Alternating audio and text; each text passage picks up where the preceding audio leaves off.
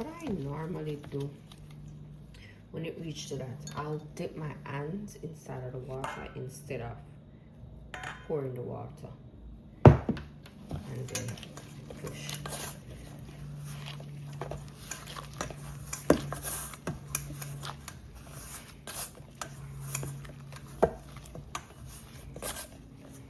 So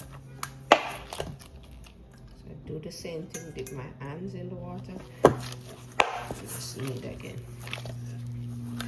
That usually does the trick.